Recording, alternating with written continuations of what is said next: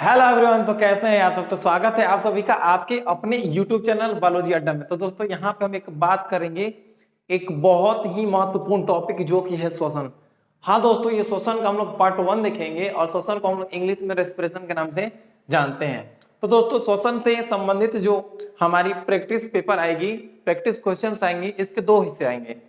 आज हम लोग इसके पार्ट 1 को देखेंगे, जिसमें हम लोग लगभग 50 प्लस या उससे अधिक ही हम लोग ऑब्जेक्टिव प्रश्नों को करने वाले हैं, जो कि आपके एग्जाम के लिए बहुत ही महत्वपूर्ण साबित होगा। तो दोस्तों चलिए हम लोग देखते हैं कि आखिर ये श्वसन से संबंधित क्वेश्चन कौन कौन से हैं या किस तरह से पूछे गए हैं। तो सबसे पहले हम यहाँ पे देखते हैं दोस्तों, प्रश्न है कि जब एटीपी का परिवर्तन एडीपी में होता है तो उत्पन्न होता है। तो दोस्तों यहाँ पे बहुत ही सिंपल सा प्रश्न है कि क्या कहा जा रहा है कि जब एटीपी का परिवर्तन एडीपी में होता है, यानी कि सिंपल सी बात है कि ये जो एटीपी है ये किसमें परिवर्तित हो जाता है दोस्तों, ये परिवर्तित हो जाता है एडीपी में।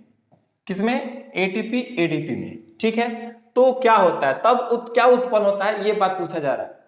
इसका हम थोड़ा सा रिवर्स करके देखते हैं। देखिएगा, एडीपी अब प्लस ये आईपी, इसको हम लोग कहते हैं कि इनऑर्गेनिक फास्फेट। इनऑर्गेनिक फास्फेट कहने का मतलब होता है अकार्बनिक फास्फेट। ठीक है, अकार्बनिक फास्फेट, यानी कि ये अकार्बनिक फास्फेट एटीपी प्लस अकार्बनिक फास्फेट जुड़ता है तो दोस्तों किसका निर्माण होता है, तो वो निर्माण होता है एटीपी का। ठीक है, और इसके बीच में जो बंधन होता है, इसके बीच में जो क्या होता है दोस्तों, बॉन्ड होता है, यानी कि एक बंधन होता है। याद रखेंगे, एक बंधन होता है। इसी बंधन में क्या स्टोर होता है, इसी बंधन में स्टोर होता है एनर्जी। तो ठीक है दोस्तों, आपने देखा कि जब एटीपी का परिवर्तन एडीपी में होता है, हमने तो यहाँ पे आपको रिवर्स बताया कि एडीपी से एटीपी कैसे बनेगा। ठीक है, और फिर लेकिन यहाँ पे उल्टा है कि एटीपी से अगर एडीपी बनता है, एटीपी से अगर एडीपी, यानी कि एटीपी टूटता है, एटीपी टूटता है दोस्तों, एटीपी क्या होता है, टूटता है तो क्या बनता है एडीपी प्लस इनऑर्गेनिक फास्फेट। ठीक है, तो क्या मुक्त होती है, क्या उत्पन्न होती है, उत्पन्न होने की बात हो रही है। तो दोस्तों याद रखिएगा, तो उत्पन्न होती है एनर्जी। क्या उत्पन्न होती है, एनर्जी, यानी कि ऊर्जा उत्पन्न होती है। आई होप कि ये प्रश्न का जो यहां से देखिए, यहां पे दो प्रश्न बने। ठीक है, एक की एडीपी और इनऑर्गेनिक फास्फेट मिलकर के एटीपी बनाते हैं। ठीक है, एक प्रश्न यहाँ पे हो गया। फिर प्रश्न वही है जिसका जवाब हमने दिया कि एटीपी से अगर एडीपी बनेगा तो ऊर्जा मुक्त होगी। ठीक है दोस्तों, एक और बात आपको बता दें कि जो एटीपी होता है, ध्यान सुनेंगे, एटीपी को हम लोग क्या कहते हैं, एनर्जी करेंसी। एनर्जी करेंसी, यानी कि दोस्तों इसे हम लोग ऊर्जा मुद्रा कहते हैं, ऊर्जा मुद्रा। और किसकी ऊर्जा मुद्रा, तो कोशिका की दोस्तों, किसकी, तो कोशिका की ऊर्जा मुद्रा इसे हम लोग कहते हैं। आई होप कि इतनी बातें क्लियर हो गई होंगी। अगला प्रश्न को देखते हैं कि उपापचय, मेटाबॉलिज्म की बात की जा रही है। उपापचय के परिणाम स्वरूप ऊर्जा किस रूप में तुरंत रखी जाती है, यानी कि याद रखिएगा, मान लेते हैं कि ग्लूकोज है, ध्यान समझेंगे, ग्लूकोज है। अब ग्लूकोज क्या हुआ, तो श्वसन की क्रिया हुई, थोड़ा सा ध्यान दीजिएगा। देखिए C6H12O6 दोस्तों, ये क्या है, तो ये है ग्लूकोज। ठीक है, अब क्या हुआ, ग्लूकोज टूटता है, ऑक्सीजन की उपस्थिति में क्या मुक्त होती है, CO2 H2O प्लस एनर्जी। तो कहा जा रहा है कि ये एनर्जी है किस रूप में तुरंत स्टोर कर ली जाती है। तो याद रखिए दोस्तों, ये जो एनर्जी है किसमें स्टोर की जाती है, तो एटीपी के रूप में। किसके रूप में, एटीपी के रूप में स्टोर कर ली जाती है। ठीक है, एटीपी के रूप में स्टोर की जाती है। तो यहां पे दोस्तों इस प्रश्न का जवाब क्या हो जाएगा, वो हो जाएगा एटीपी, यानी कि उपापचय के परिणाम स्वरूप ऊर्जा किस रूप में तुरंत रखी जाती है, तो है एटीपी के रूप में। चलिए अगला प्रश्न आपके सामने कि ग्लूकोज के जल तथा CO2 के पूर्ण अपघटन में एटीपी अणु उत्पन्न होते हैं। यानी कि दोस्तों देखिएगा, यहाँ पे कहा जा रहा है कि ये जो ग्लूकोज है इसका ऑक्सीकरण हुआ, क्या हुआ दोस्तों, इसका ऑक्सीकरण हुआ, समझने का प्रयास करेंगे, इसका ऑक्सीकरण हुआ तो क्या मुक्त हुई है, CO2 और H2O, यानी कि ग्लूकोज का CO2 और H2O में जब बदला जाता है तो कितना ATP ऊर्जा मुक्त होती है, यही बातें पूछी जा रही हैं। तो याद रखिए दोस्तों कि ग्लूकोज के जल तथा CO2 के पूर्ण अपघटन में ATP अणु उत्पन्न होते हैं। तो दोस्तों कितने ATP अणु उत्पन्न होते हैं, वो उत्पन्न होते हैं 38। कितने दोस्तों, तो 38 ATP उत्पन्न होते हैं, या हमें 38 ATP प्राप्त होते हैं। तो इस प्रश्न का जवाब होगा वो होगा 38। ठीक है, चलिए अब है ग्लाइकोलाइसिस में परिवर्तन होता है, ग्लाइकोलाइसिस में परिवर्तन होता है। तो दोस्तों याद रखिएगा ग्लाइकोलाइसिस, एक बात ध्यान रखिए, ग्लाइकोलाइसिस की प्रक्रिया क्या कहां होती है, तो साइटोप्लाज्म में। आप कहेंगे सर ये साइटोप्लाज्म में क्या है, तो दोस्तों इसको हम लोग कोशिका द्रव्य कहते हैं, कोशिका द्रव्य। तो ग्लाइकोलाइसिस की क्रिया कहां होती है, कोशिका द्रव्य में। और इस प्रक्रिया में क्या होती है, तो सिंपल सी एक बात है कि जो ग्लूकोज है ये परिवर्तित हो जाता है, किसमें परिवर्तित हो जाता है, तो ये पायरुविक एसिड में, पायरुविक एसिड में, पायरुवेट में। ठीक है, तो सिंपल सी बात है दोस्तों कि ग्लाइकोलाइसिस के परिवर्तन में क्या होता है, प्रोटीन ग्लूकोज में नहीं, ग्लूकोज फ्रुक्टोज में बिल्कुल नहीं, ठीक है, मंड ग्लूकोज में यानी कि स्टार्च ग्लूकोज में नहीं, ग्लूकोज पायरुविक अम्ल में। तो दोस्तों ये ग्लूकोज क्या है, पायरुविक अम्ल में क्या हो रहा है, तो बदल रहा है। तो इस प्रश्न का जो सही जवाब होगा वो होगा डी, यानी कि ग्लूकोज पायरुविक अम्ल में बदल जाता है। ठीक है, चलिए अगला प्रश्न की बात करेंगे। देखिए अगला प्रश्न जो आपके सामने है कि जलीय अपघटन में ऊर्जा मुक्त होती है, यानी कि जब क्या होता है कि जलीय अपघटन होता है उस वक्त ऊर्जा मुक्त होती है, किस रूप में ऊर्जा मुक्त होती है, इस प्रश्न का पूछना है। ठीक है, कि जलीय अपघटन में ऊर्जा मुक्त होती है। तो देखिए समझे, जलीय जब जलीय अपघटन होता है ना, उसमें जो ऊर्जा मुक्त होती है दोस्तों वो मुक्त होती है आपके किसके रूप में, तो हीट के रूप में, यानी कि उष्मा के रूप में ऊर्जा मुक्त होती है। तो इस प्रश्न का जवाब हो गया ए।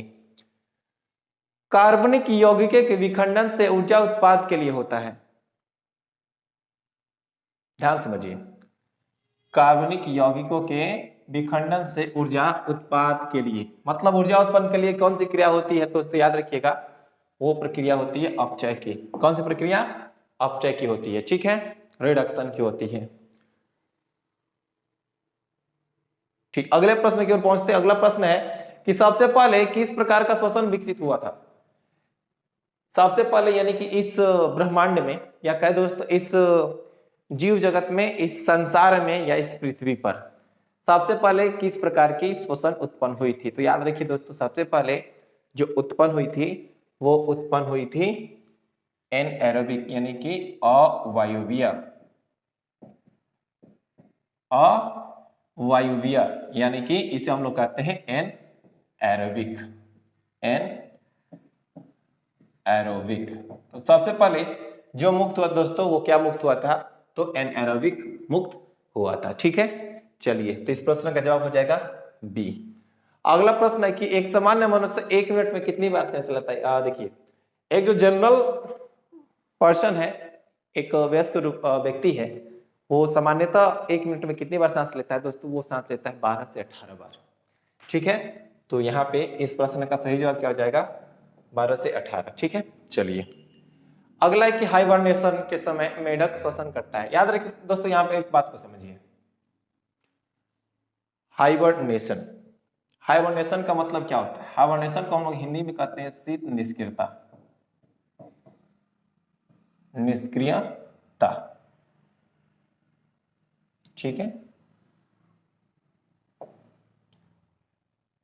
निष्क्रियता, शीत निष्क्रियता, हाइबरनेशन, यानी कहने का मतलब हुआ कि इस वक्त जो जीव है, ये इस वक्त जो जीव है, यानी कि जब ठंड का मौसम होगा तो क्या हो जाएगा, ये एक ऐसे जगह पे चला जाएगा जिससे इसको ठंड ना लगे, तो उसको हाइबरनेशन कहते हैं। ठीक है, तो कहा जा रहा है कि हाइबरनेशन के समय जो मेढक है श्वसन करता है। तो याद रखिए दोस्तों, हाइबरनेशन के समय जो मेढक श्वसन करता है वो अपने नम त्वचा के द्वारा, किसके द्वारा दोस्तों, अपने नम त्वचा के द्वारा ये श्वसन करता है। ठीक है, अगला प्रश्न कि मनुष्य में निश्वासित वायु में ऑक्सीजन की कितनी मात्रा होती है।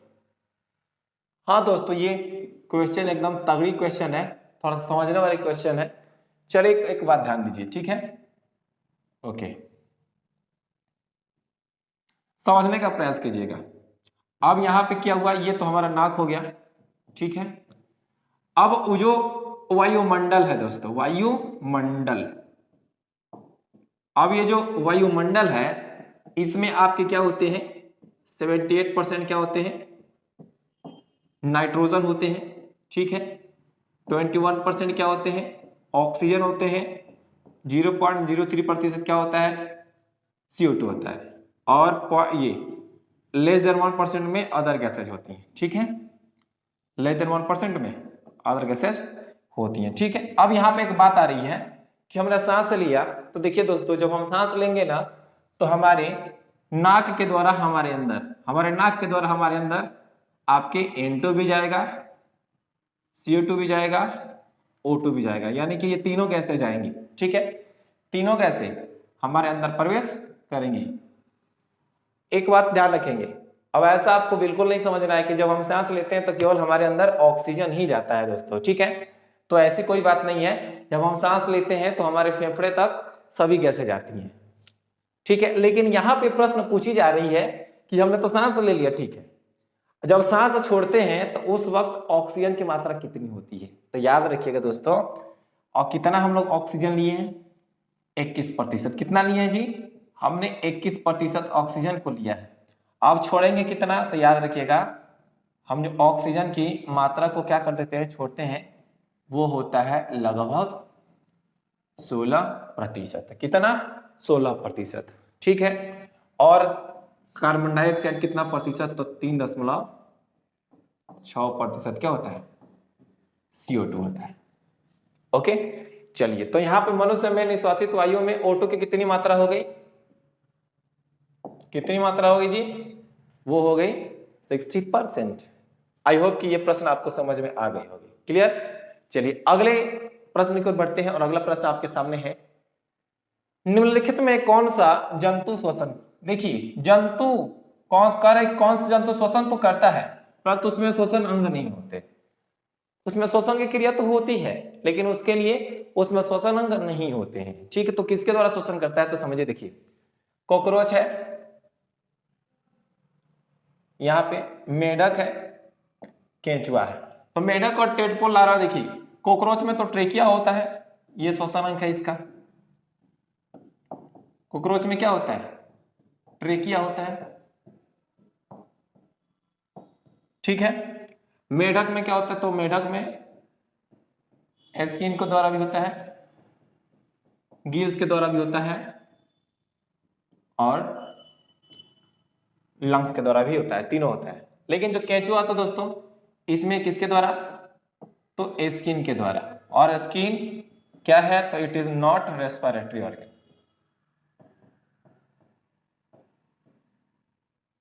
ठीक है, रेस्पिरेटरी अंग नहीं है, ठीक है। तो जब रेस्पिरेटरी अंग नहीं है तो सिंपल सी बात है कि जंतु श्वसन करता है परंतु श्वसन अंग नहीं है, तो इसका जवाब क्या हो जाएगा, वो हो जाएगा केंचुआ। तो केंचुआ एक ऐसा प्राणी है जो कि श्वसन तो करता है लेकिन उसमें श्वसन अंग नहीं पाए जाते हैं। आई होप कि क्लियर हो गया होगा। चलिए, तो दोस्तों आगे हम लोग बढ़ते हैं, और अगला प्रश्न बहुत ही महत्वपूर्ण है कि तिलचट्टे में श्वसन अंग होता है। एक्चुअली देखिए, तिलचट्टा को ही हम लोग क्या कहते हैं, तिलचट्टा को ही हम लोग क्या कहते हैं दोस्तों, कॉकरोच, ठीक है। तिलचट्टा को ही क्या कहते हैं, कॉकरोच कहते हैं। और अभी हमने जस्ट बताया आपको कि जो कॉकरोच होता है ना, उसमें जो श्वसन अंग होता है वो ट्रेकिया होता है। क्या हो जाएगा दोस्तों, ट्रेकिया,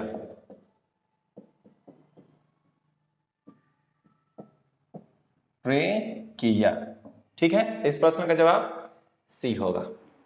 अगला है कि कोशिका में भोजन का ग्लूकोज का ऑक्सीकरण, देखिए कोशिका में भोजन, ठीक है, भोजन नहीं, ग्लूकोज मानी पूरा पूरा ग्लूकोज समझिए।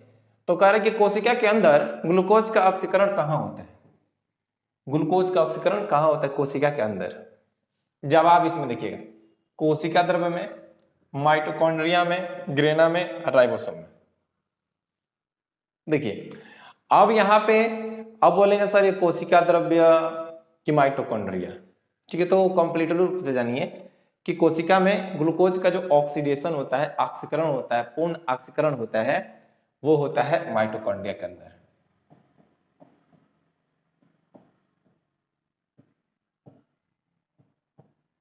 कहा दोस्तों, माइटोकॉन्ड्रिया के अंदर, यानी कि जवाब क्या हो जाएगा, वो हो जाएगा माइटोकॉन्ड्रिया। चलिए, ग्लूकोज के एक अणु के पूर्ण ऑक्सीकरण से कितने एटीपी अणु मुक्त प्राप्त होते हैं। यानी कि मान लीजिए ग्लूकोज का कितना अणु है, एक अणु है, एक अणु है, यानी कि C6H12O6 है, एक ही है। अब कह रहा है कि इससे कितना ऊर्जा मुक्त होगा, इससे कितना ऊर्जा मुक्त होगा। तो दोस्तों बता दें, इससे जो ऊर्जा मुक्त होता है वो होता है कितना, 38 एटीपी। कितना एटीपी, तो 38 एटीपी, ठीक है। चलिए जवाब हो जाएगा आपका बी। अगला प्रश्न है कि एटीपी संश्लेषण की क्रिया है, एटीपी संश्लेषण यानी कि एटीपी फॉर्मेशन, एटीपी फॉर्मेशन, ठीक है। चलिए एक बात ध्यान दीजिएगा, यहां पर एटीपी के निर्माण की बात हो रही है, लेकिन यहां पे एक बात या ध्यान रखिएगा, रेस्पिरेशन। रेस्पिरेशन को हम लोग कहते हैं श्वसन, और श्वसन क्या है दोस्तों, इसको हम लोग कहते हैं ऊष्माक्षेपी प्रक्रिया, ऊष्माक्षेपी प्रक्रिया, ऊष्माक्षेपी प्रक्रिया। अब ये ऊष्माक्षेपी प्रक्रिया का मतलब क्या होता है, ऊर्जा बाहर निकलता है, ऊर्जा मुक्त होती है। क्या होती है, ऊर्जा मुक्त होती है। बट यहां पे आपसे ये श्वसन नहीं पूछा गया है, पूछा गया कि एटीपी का फॉर्मेशन या एटीपी का संश्लेषण की प्रक्रिया है। दोस्तों एटीपी के फॉर्मेशन में ऊर्जा का प्रयोग होता है, ऊर्जा की आवश्यकता पड़ती है जब एटीपी का निर्माण होती है। तो याद रखिएगा एटीपी का फॉर्मेशन है वो कौन सी क्रिया है, ऊर्जा शोषी है, ऊर्जा शोषी है, ना कि दोस्तों वो क्या है, तो ऊष्माक्षेपी या ऊर्जा क्षेपी है। चलिए अगला प्रश्न है, श्वसन में कार्बोहाइड्रेट निम्नलिखित में विखंडित होता है। यानी कि श्वसन में कार्बोहाइड्रेट, यानी कि ये C6H12O6 की बात की जा रही है दोस्तों। ये क्या है, तो ये है ग्लूकोज, ठीक है। क्या है, ये है ग्लूकोज, और ग्लूकोज क्या है, तो एक प्रकार का कार्बोहाइड्रेट है। क्या है दोस्तों, कार्बोहाइड्रेट है। अब कह रहा है कि कार्बोहाइड्रेट निम्नलिखित में विखंडित हो जाता है, किसमें टूटता है, तो देख लेते हैं थोड़ा सा। चलिए देख ही लेते हैं, CO2 में टूट रहा है, बिल्कुल H2 में टूट रहा है, अब प्लस क्या, एनर्जी, ठीक है। तो यहाँ पे देखो कि श्वसन में कार्बोहाइड्रेट निम्नलिखित में विखंडित हो जाता है, ग्लाइकोजन में नहीं होता है, कार्बन डाइऑक्साइड और जल का ऑक्सीजन, कार्बन डाइऑक्साइड, ये भी गलत, ये भी गलत, ये भी गलत। Option number C, sorry option number B इसका सही जवाब हो जाएगा। ओके, अगला प्रश्न है कि श्वसन है, श्वसन है, अपचयन प्रक्रिया, उपचयन प्रक्रिया, उक्त दोनों के इनमें से कोई नहीं। तो दोस्तों याद रखिएगा श्वसन क्या है, एक प्रकार की अपचयन प्रक्रिया है। क्या दोस्तों, श्वसन एक प्रकार की अपचयन प्रक्रिया है, यानी कि इसमें ऑक्सीकरण प्रक्रिया होती है। ओके, क्वेश्चन बहुत ही महत्वपूर्ण है कि 1 ग्राम यानी कि कितना है दोस्तों, तो 1 ग्राम क्या है, तो 1 ग्राम ग्लूकोज है, 1 ग्राम क्या है, तो ग्लूकोज है। अब पूछा रहा है कि 1 ग्राम ग्लूकोज है तो इसका क्या संपूर्ण ऑक्सीकरण हो, संपूर्ण ऑक्सीकरण हो तो कितना एटीपी ऊर्जा मुक्त होगी। तो याद रखिए दोस्तों कि ग्लूकोज के एक अणु से या 1 ग्राम अणु से जो एटीपी की मात्रा मुक्त होती है वो होती है 38, यानी कि 38। तो इस प्रश्न का सही जवाब क्या हो जाएगा? हो जाएगा 38। ठीक है, चलिए अब समझने का प्रयास कीजिए। कोशिकाओं में तत्कालीन ऊर्जा उत्पादन के लिए निम्नलिखित में से एक लिया जाता है। एक बात समझिए, आप धूप से आए हुए हैं, आप थके हुए हैं, ठीक है, तो आप क्या करते हैं कि पानी में ग्लूकोज घोल करके पीते हैं तो थोड़ा सा आपको राहत मिलती है। तो दोस्तों देखिए, इंस्टेंट एनर्जी कौन देता है? तो इंस्टेंट एनर्जी देने का काम है दोस्तों, वो है ग्लूकोज। कौन है दोस्तों? वो है ग्लूकोज। ग्लूकोज क्या करता है?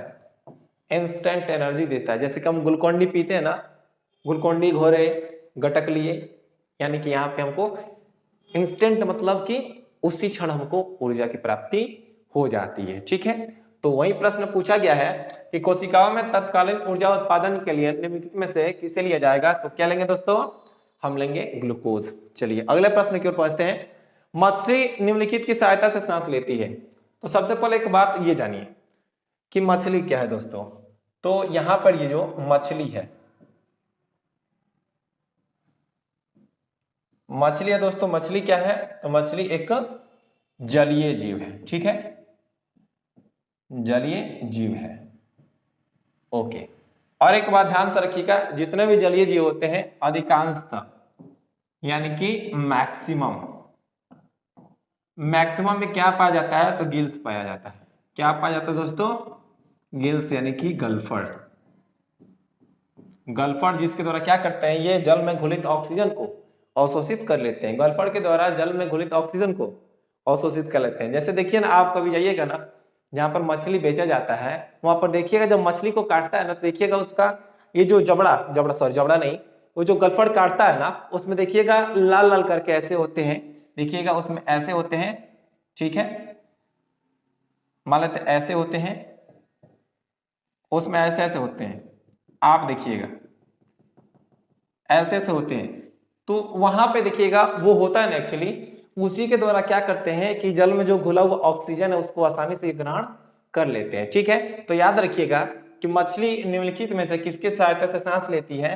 तो दोस्तों वो हो जाएगा गिल, यानी कि गल्फड़ हो जाएगी। आई होप कि क्लियर है। चलिए 20 प्रश्न हो चुके हैं। अब है कि 21 जो प्रश्न है कि इनमें से किस में ऊर्जा उत्पादन होता है? प्रकाश संश्लेषण में नहीं, रसारोहण में नहीं, इनमें से कोई नहीं, तो गलत है। किसमें दोस्तों? श्वसन में। किसमें? श्वसन में। श्वसन में ऊर्जा का उत्पादन होता है, याद रखिएगा। अगला के निम्नलिखित पादप अंगों में से कौन सा अंग श्वसन अंग है? याद रखिए दोस्तों, फूल, पत्ती, जड़। मैक्सिमम जो रेस्पिरेशन की प्रक्रिया होती है दोस्तों, वो होती है किसमें? तो होती है पत्तियों में। ठीक है, आंसर क्या रहेगा? पत्ती रहेगा। अब देखिए क्या होता है। ठीक है, ये लीफ हो गया। चलिए ये लीफ हो गया। अब देखिएगा जो लीफ है, तो इसमें क्या होते हैं? तो इसमें कुछ खास प्रकार के छिद्र पाए जाते हैं। क्या पाए दोस्तों? छिद्र पाए जाते हैं, जिसको हम लोग कहते हैं रंध्र कहते हैं। क्या कहते हैं जी? रंध्र कहते हैं। जिससे होता क्या है कि ये क्या करते हैं? ऑक्सीजन को ग्रहण करते हैं। ऑक्सीजन को ग्रहण करते हैं। ओके, याद रखिएगा पत्ती। ओके, प्रकाश संश्लेषण किस में होता है? प्रकाश संश्लेषण किस में होता है? जड़ों में होता है? नहीं, पेड़ के तनों में होता है, पत्तियों में होता है, कि पेड़ों की पत्तियों में होता है? देखिए फल। ओके, प्रकाश संश्लेषण जो है वो पत्तियों में होती है। और दोस्तों याद रखिएगा, ये जो पत्तियां हैं, ये जो पत्तियां यानी कि ये जो लिप्स हैं, ये जो लिप्स होती हैं, इन्हें हम क्या कहते हैं? इन्हें हम लोग कहते हैं प्रकाश संश्लेषी अंग। क्या कहते हैं दोस्तों? इन्हें हम प्रकाश संश्लेषी अंग कहते हैं। बहुत ही सिंपल सी बात है, याद रखिएगा प्रकाश संश्लेषी अंग। अगला प्रश्न है कि दीर्घकालीन कठिन परिश्रम, मतलब कि अधिक समय तक कठिन परिश्रम के पश्चात मांसपेशियों में होने वाली थकान कारण अनुभव होता है। चलिए एक और इसके साथ हम आपको बताते हैं कि जैसे एथलीट्स होते हैं जो धावक दौड़ रहे हैं, ठीक है, जो लगातार दौड़ रहे हैं। अभी जब दौड़ रहे हैं तो होता है क्या दोस्तों कि जब दौड़ के आते हैं तो ये थक जाते हैं, हांफने लगते हैं। और साथ ही साथ क्या होती है, इनके जो घुटने होते हैं उसमें दर्द जैसी महसूस होने लगती है। तो ये कारण क्या है दोस्तों, तो देखिए जब यहाँ पे क्या होते हैं, वो लोग लगातार दौड़ते हैं ना, तो उनके शरीर में क्या होती है, तो उनके शरीर में ऑक्सीजन की कमी हो जाती है। और दोस्तों ऑक्सीजन की कमी के कारण क्या होता है कि जो ग्लूकोज है वो लैक्टिक एसिड में, किस रूप में दोस्तों, तो लैक्टिक एसिड में बदल जाता है, यानी कि अवायवीय शोषण हो जाती है और ग्लूकोज लैक्टिक एसिड में बदल जाती है। और जब ग्लूकोज लैक्टिक एसिड में बदल जाती है और वो घुटनों में जब जमा हो गई दोस्तों, तो क्या होता है, उससे क्रैम्प होता है। क्या होता है, क्रैम्प होता है। ठीक है, क्रैम्प हो जाता है। तो वही बात है दोस्तों, पूछा जा रहा है कि दीर्घकालीन कठिन परिश्रम के पश्चात मांसपेशियों में होने वाली थकान किस कारण से अनुभव होती है। तो याद रखिए दोस्तों, वो होती है लैक्टिक एसिड का निर्माण, लैक्टिक एसिड का निर्माण। ठीक है, चलिए, कहा पाचन एवं श्वसन अंग एक दूसरे को अतिक्रम, मतलब कि एक दूसरे में कॉमन हो जाते हैं। तो देखिए दोस्तों, समझने का प्रयास कीजिए। ठीक है, चलिए देखिएगा,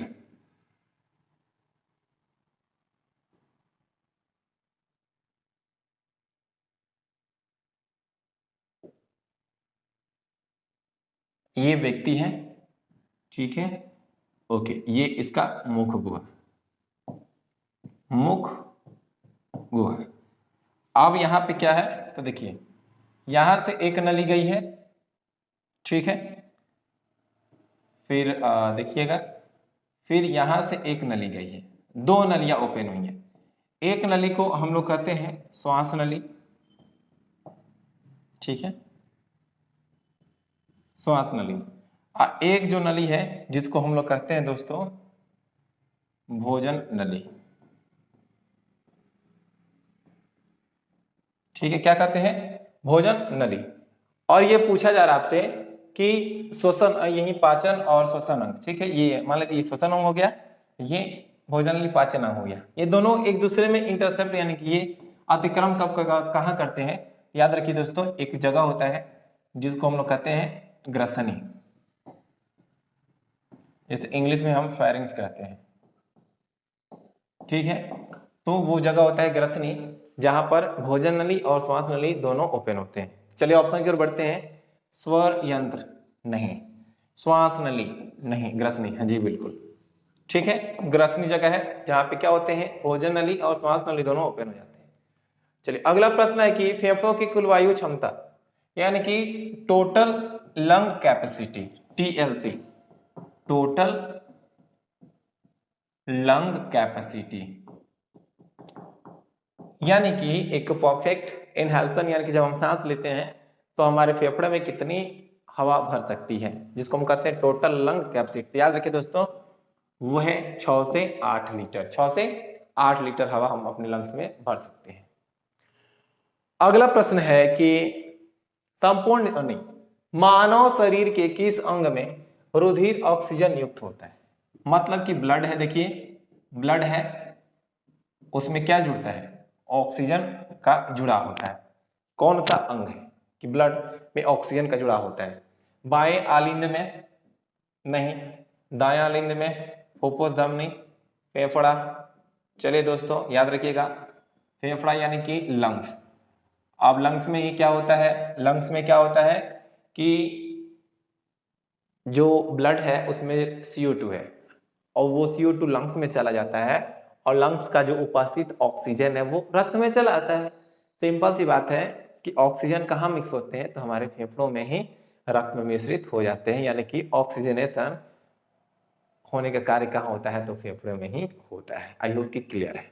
चलिए दोस्तों, और हाँ, क्वेश्चन आपको कैसे लगे कमेंट बॉक्स में जवाब जरूर दीजिएगा। और हाँ, अगर आप इस चैनल पर नए हैं तो चैनल को सब्सक्राइब जरूर कर दीजिए, क्योंकि दोस्तों यहाँ पे हम आपको बहुत महत्वपूर्ण प्रश्नों को यहाँ पे प्रैक्टिस करा रहे हैं। तो दोस्तों आपका एक लाइक और एक कमेंट और एक सब्सक्राइब हमारा मोटिवेशन होता है। तो दोस्तों सिंपल सी बात है कि आप एक सब्सक्राइब कर दीजिए, उससे तो आपका कोई घाटा नहीं होगा, हमारे लिए एक मोटिवेशन होगा, या कहे तो हमारे इस वर्क के लिए वो एक प्रकार से क्या होगा, तो देय होगा। चलिए तो समझिए कि मानव शरीर के किस अंग में रुधिर ऑक्सीजन युक्त होता है, तो याद रखेंगे वह है फेफड़ा। अगला प्रश्न पहुंचते हैं, कौन सा वायवीय और वायवीय श्वसन में समान है? कौन सा वायवीय भी होता है और अवायवीय श्वसन में भी होता है? तो याद रखिए, समान अवस्तर नहीं, पार्विक अम्ल नहीं, उपयुक्त सभी। देखिएगा, वो है ग्लाइकोलाइसिस। ग्लाइकोलाइसिस आपके अवायवीय और वायवीय श्वसन दोनों में होता है, तो ठीक है, ग्लाइकोलाइसिस याद रखिए। एटीपी क्या है? चलिए, एटीपी क्या है बताइए। तो दोस्तों याद रखिएगा, सिंपल से डायरेक्ट आंसर पहुंचते हैं कि उच्च ऊर्जा सहित फॉस्फेट बंध का एक अणु है। उच्च ऊर्जा सहित फॉस्फेट बंध का एक अणु है। चलिए एक प्रश्न को देखते, एटीपी में फॉस्फेट की संख्या,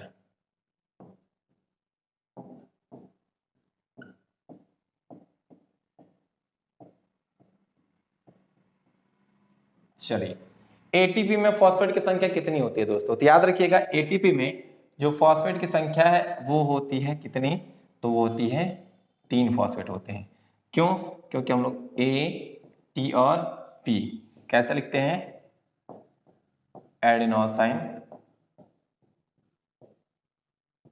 ट्राई फॉस्फेट, ठीक है, यानी कि 3 है। एटीपी में कितने हैं? 3 है, ठीक है। तो उच्च ऊर्जा सहित फॉस्फेट बंध का एक अणु होता है, क्या होता है? एटीपी। चलिए अगला प्रश्न को देखते हैं। अगला प्रश्न आपके सामने है कि कॉकरोच जल में जीवित नहीं रह सकता क्योंकि उसका श्वसन अंग क्या है? तो दोस्तों याद रखिएगा, कॉकरोच में तो ऐसा थोड़ी है कि गिल्स पाया जाता है जिससे वो जल में घुले हुए ऑक्सीजन को ग्रहण कर ले, बिल्कुल नहीं। उसमें पाया जाता है ट्रेकिया, ठीक है। क्या पाया जाता है दोस्तों? ट्रेकिया, ये वातक ट्रेकिया पाया जाता है, जिसके कारण क्या होता है? वो जल में नहीं धंसता है, वो बाहर ही सांस ले सकता है। मछली का एयर ब्लैडर किस रूप में कार्य करता है? मछली का, एक तो तैरने के लिए, ठीक है, और दूसरा श्वसन के लिए। तो याद रखिएगा, सहायक श्वसन अंग है और द्रवस्थैतिक अंग दोनों, यानी कि पानी में अपने आप को स्टेबल बनाए रखने के लिए, यानी कि तैरने इत्यादि के लिए जरूरी होता है। चलिए ओके, अगला प्रश्न है कि किस प्रक्रिया द्वारा श्वसन के दौरान गैस रुधिर में प्रवेश करती है और फिर उसे छोड़ती है? समझिए अब इस बात को, कह रहा है कि किस प्रक्रिया के द्वारा श्वसन के दौरान, यानी कि देखिए, जैसे देखिए ब्लड है, ओके, क्या है? ब्लड है। अब ब्लड में क्या होती है? तो जैसे कि ऑक्सीजन है, ब्लड में गई और फिर ब्लड से बाहर चली गई, ब्लड से ऑक्सीजन या CO2 चली गई, ठीक है, ऑक्सीजन नहीं CO2 ही जाती है। तो पूछा जा रहा है कि किस क्रिया में सक्रिय परिवहन होती है कि विसरण होती है, कि विसरण और सक्रिय परिवहन होती है कि परासरण होती है? याद रखिए दोस्तों, वो जो प्रक्रिया होती है ना, वो है ये विसरण और सक्रिय परिवहन, मतलब कि दोनों प्रक्रियाएं होती हैं, ठीक है। और डिफ्यूजन भी होता है और सक्रिय परिवहन यानी कि एक्टिव ट्रांसपोर्टेशन भी होती है। तो याद रखिएगा कि वो प्रक्रिया है श्वसन के द्वारा गैसों का रुधिर में प्रवेश भी होता है और उससे बाहर भी निकलते हैं, वह है विसरण और सक्रिय परिवहन। चलिए अगला प्रश्न है कि लंबे समय की कसरत का मुख्य ईंधन क्या होता है? लंबे समय की कसरत का, हम कसरत करते रहते हैं, तो लंबे समय की कसरत का मुख्य ईंधन क्या होता है? क्या होता है दोस्तों? वसा होता है, प्रोटीन होता है कि कार्बोहाइड्रेट होता है? याद रखिएगा, वो है ये कार्बोहाइड्रेट होता है। ओके, अंडे से नया नया निकला टेडपोल किसके माध्यम से सांस लेता है? फेफड़ों से, बाहरी गलफड़ों से, कि भीतरी गलफड़ों से, कि उपयुक्त सभी से? तो याद रखिए दोस्तों कि अंडे से जैसे ही टेडपोल, अंडा से नया नया जो टेडपोल निकलता है वो किस माध्यम से सांस लेता है? तो याद रखिए, बाहरी गलफड़ों से।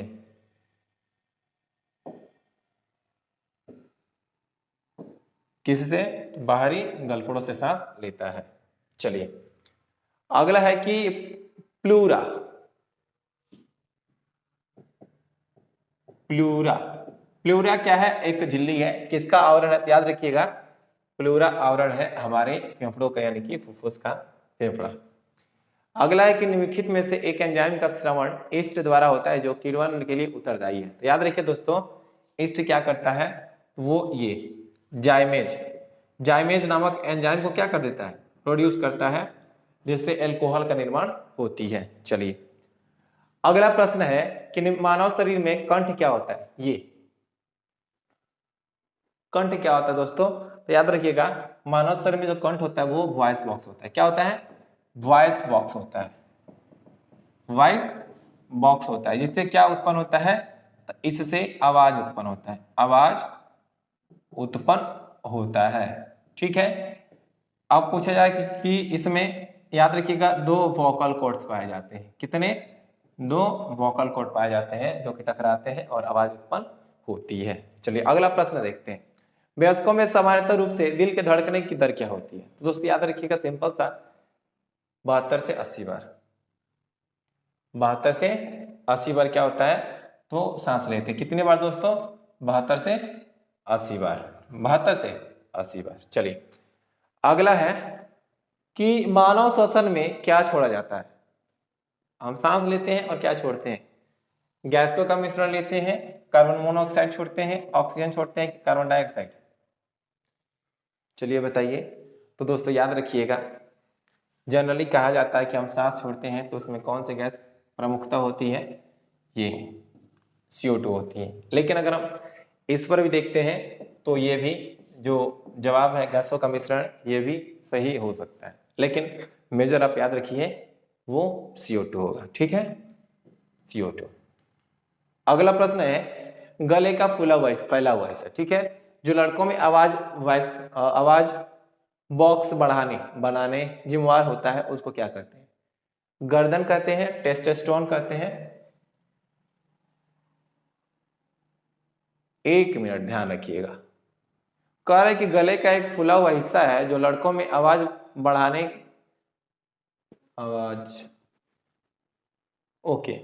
उत्पन्न करने का, बढ़ाना नहीं दोस्तों, ठीक है,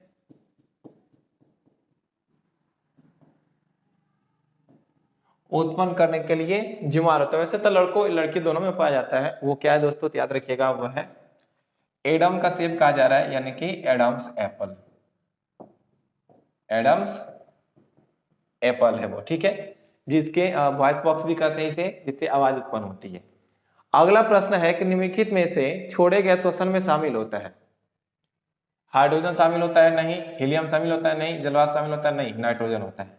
ठीक है दोस्तों, क्या शामिल होता है, नाइट्रोजन शामिल होता है, क्योंकि जब हम सांस लेते हैं तो O2 भी जाता है, CO2 भी जाता है और नाइट्रोजन भी जाता है, और जब रिटर्न होता है तो O2 भी आता है, CO2 भी आता है और नाइट्रोजन भी आता है। चलिए अगला प्रश्न देखते हैं। श्लेष्मा झिल्ली की सूजन को क्या कहा जाता है। यानी कि हमारा जो देखिएगा, हमारा जो फेफड़ा है ना, उसमें जो झिल्ली है उसमें सूजन हो जाती है, ब्रोंक्स में सूजन हो जाती है, तो उसे हम लोग क्या कहते हैं दोस्तों, तो उसे हम लोग कहते हैं ब्रोंकाइटिस। क्या कहते हैं दोस्तों, ब्रोंकाइटिस कहते हैं। अगला प्रश्न सुनिए, हमारे फेफड़े में कोशिकाओं की संख्या कितनी होती है। दोस्तों याद रखिएगा कि प्रत्येक फेफड़ा में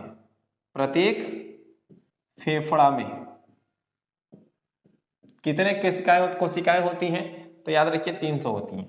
कितने, 300। यहाँ पे कोशिकाएं देखिए, कोशिकाएं का मतलब आप यहाँ पे सेल मत समझ लीजिए, ठीक है, सेल नहीं समझ लेना है, एल्वियोली समझना है। क्या समझना है, एल्वियोली। ये एल्वियोली की संख्या कितनी होती है, तो याद रखिए दोस्तों वो है 600 मिलियन। कितने, 600 मिलियन।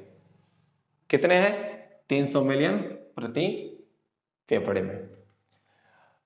मनुष्य में पाए जाने वाले, देखिए एल्वियोली ना वायु कोष्ठ, ये एल्वियोली है और इसी की संख्या बताई जा रही है। ओके, मनुष्य में पाए जाने वाला श्वसन पिगमेंट, दोस्तों श्वसन पिगमेंट यानी कि इसे हम लोग इंग्लिश में कहते हैं रेस्पिरेटरी पिगमेंट। क्या कहते हैं दोस्तों, रेस्पिरेटरी पिगमेंट कहते हैं। और ये जो रेस्पिरेटरी पिगमेंट है दोस्तों, वो कौन सा पाया जाता है, तो याद रखिएगा हमारे रक्त में हीमोग्लोबिन पाया जाता है। क्या पाया जाता है दोस्तों, हीमोग्लोबिन पाया जाता है, जिसे हम लोग HB से डिनोट करते हैं। चलिए अगला प्रश्न है आपके सामने कि ऊर्जा उत्पादन के दौरान ग्लूकोज का पाइरुवेट में विघटन कहा जाता है। यानी कि ग्लूकोज का पाइरुवेट बदलने की प्रक्रिया को कहते हैं कहा जाता है। माइटोकॉन्ड्रिया, कोशिका द्रव्य केंद्रक। ग्लूकोज का परिवर्तन विघटन कहाँ जाता है? कहाँ नहीं दोस्तों, कहाँ होता है, कहाँ होता है, ठीक है, नॉट कि कहाँ जाता है। तो याद रखिएगा वो है कोशिका द्रव्य, कोशिका द्रव्य होता है। ओके, नेक्स्ट है ऑक्सीजन का उपयोग करके पाइरुवेट का विभाजन में होता है। ऑक्सीजन का उपयोग करके पाइरुवेट का विभाजन कहाँ होता है, कहाँ होता है? तो याद रखिए दोस्तों वो जगह है माइटोकॉन्ड्रिया, माइटोकॉन्ड्रिया। अगला प्रश्न है ऊर्जा उत्पादन के दौरान जब हमारी मांसपेशियों की कोशिकाओं में ऑक्सीजन की कमी होती है, ऑक्सीजन की कमी होती है तो 6 कार्बन अणु, 6 कार्बन अणु है वो कितने कार्बन अणु में परिवर्तित हो जाता है? तो दोस्तों याद रखिएगा जो 6 कार्बन अणु है वो 3 कार्बन अणु यानी कि पाइरुवेट में, किसमें? पाइरुवेट में बदलता है। याद रखिए इसका जवाब क्या हो जाएगा दोस्तों, वो होगा 3। यहां पे है कि व्हाट वर्ग, यानी कि अभी पता नहीं है किस वर्ग के प्राणियों में श्वसन गलफड़ों अथवा फेफड़ों द्वारा होता है। या तो गलफड़ से होगा या तो फेफड़ों से होगा या तो दोनों से हो सकता है। तो याद रखिए क्या मत्स्य में नहीं, क्या पक्षी में नहीं, कि सरीसृप में नहीं। याद रखिए मत्स्य में गलफड़ होता है, पक्षी में फेफड़ा होता है, सरीसृप में फेफड़ा होता है, लेकिन जो उभयचर होते हैं दोस्तों इसमें फेफड़ा और गलफड़ दोनों होता है। अब यहाँ पे एक बात है सर ये उभयचर कौन होते हैं, तो समझने का प्रयास कीजिएगा। उभयचर कहने का मतलब यही होता है दोस्तों जो कि जलीय माध्यम में भी रह लेते हैं और स्थलीय माध्यम में भी रह लेते हैं, उन्हें हम लोग कहते हैं एम्फीबियंस यानी कि उभयचर कहते हैं। आई होप इसका आंसर क्या होगा, उभयचर ही होगा। चलिए निम्नलिखित में कौन सा विकल्प हमारी मांसपेशियों के अवायवीय शोषण का उत्पाद है? मांसपेशियों में अवायवीय शोषण हो जाती है तो उत्पाद के रूप में, तो याद रखिए ये बार बार रिपीटेड है अलग अलग तरीके से, लैक्टिक अम्ल हो जाएगा। निम्नलिखित में से कौन ऑक्सीजन युक्त और ऑक्सीजन रहित रक्त के मिश्रण के प्रवाह को सहन कर सकते हैं? तो याद रखिए दोस्तों ये सहन कर सकते हैं उभयचर। कौन? उभयचर सहन कर सकते हैं कि वो ऑक्सीजनेटेड और डीऑक्सीजनेटेड, मतलब कि ऑक्सीजन युक्त और बिना ऑक्सीजन वाले रक्त को मिक्स करके वो ट्रांसपोर्ट कर सकते हैं। तो वो है क्या मछली? नहीं। क्या कबूतर? नहीं। क्या मेढक? क्या खरगोश? भी नहीं। वो आंसर होगा मेढक, क्योंकि मेढक क्या है दोस्तों उभयचर के अंतर्गत ही आता है कि देखते हैं मेढक पानियों में रह लेता है और स्थल पर भी रह लेता है। चलिए अगला है श्वसन के दौरान ऊर्जा प्राप्त होती है ग्लूकोज के जलने से। हाँ दोस्तों ग्लूकोज के जलने से, यानी कि ग्लूकोज क्या होता है जलता है तो श्वसन के दौरान क्या मुक्त होती है? ऊर्जा मुक्त होती है। अगला प्रश्न है कि ऊर्जा का उपयोग करते हुए पार्विक का अपघटन कहाँ होता है? याद रखिए दोस्तों वह है माइटोकॉन्ड्रिया। क्या दोस्तों? वह है माइटोकॉन्ड्रिया। मानव शरीर में श्वसन वर्णक है, हम लोग देख चुके हैं हीमोग्लोबिन, हीमोग्लोबिन। अगला प्रश्न है कि निम्नलिखित में से किस जलीय जीव में गलफड़ नहीं होता है? क्या ऑक्टोपस में, स्क्विड में, क्राउन फिश में, व्हेल में? तो याद रखिए दोस्तों व्हेल में गलफड़ नहीं होता है। इसमें क्या पाया जाता है? इसमें पाया जाता है फेफड़ा। व्हेल में क्या पाया जाता है? फेफड़ा।